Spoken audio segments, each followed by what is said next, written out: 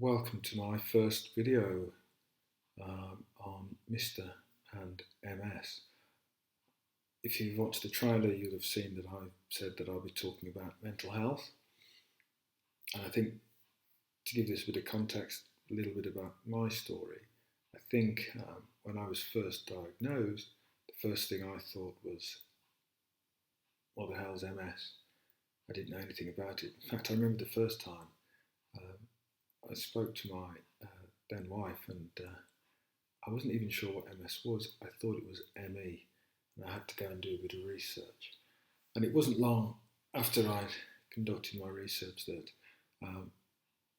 I started to think, wow, this effectively is the end of my life.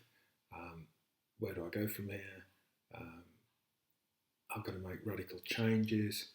I have to think long and hard about what I want to do. I think I went on holiday and came back with this real radical vision of how I wanted to live my life. I wanted everything to change.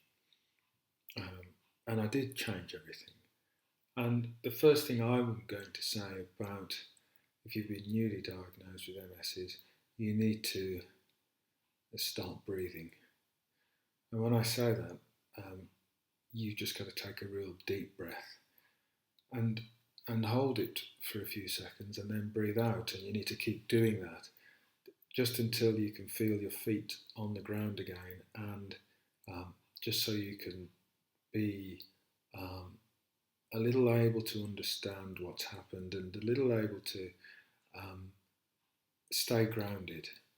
It's easy to say, boy, I wish someone had said to me that I needed to stay grounded and I needed to do nothing for a while, because I didn't. I've got lots of family and friends, but I kept it from my mother and father, who were quite old at the time. I didn't want to worry them. They were living abroad in Jamaica. And I kept it from lots of my family. But I knew that I wanted to do things differently. The first thing I'm going to say to you is you need to not be doing anything too dramatic. I wish I hadn't done some of the dramatic things that I did, but you do them and you have to live with the consequences of them. But you really don't want to be doing anything too dramatic post-diagnosis. You need to sit and think very carefully about what that means to you today and what it's going to mean for you in the future. Don't plan too far in the future. Don't automatically think, oh, well, this is the end of my life, it's the end of the world, everything's going to change. Because you may start off with the condition and you may see little or no impact on your life from day one. I remember when I was first diagnosed, I'd had optic neuritis on 3 or 4 occasions before, and I'd not felt well for a number of years. I think I'd started to feel very tired. My energy was going. I was getting pains in my spine, my lower back. I was having twitches for no apparent reason. But I just wrote them off as it was the stress and strain of daily life. I had a very demanding job, very demanding boss, and I enjoyed doing what I did. And that's what I thought I would just keep on doing. But I didn't, because very soon after diagnosis, I decided that actually, no, that's not true. I wasn't working for somebody else. I'd already started working for myself. You see, that's what this condition does sometimes. Or maybe it's just me. Maybe I'm just a bit forgetful. But no, I'd actually started working for myself at that time. Same thing, demanding job, under a lot of pressure. Um, but my mind was very much focused on what the heck I was going to do.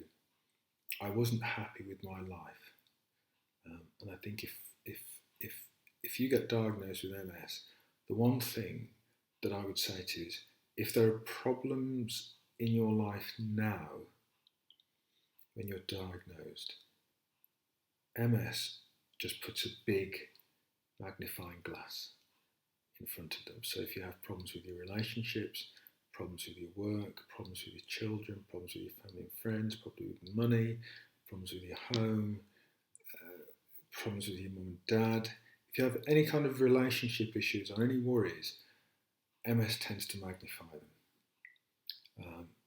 And that's a difficult one to deal with. Um, you've got to look at all of the issues that you've got, and you've got to decide, um, first of all, not to panic. That's what I would say. Don't panic.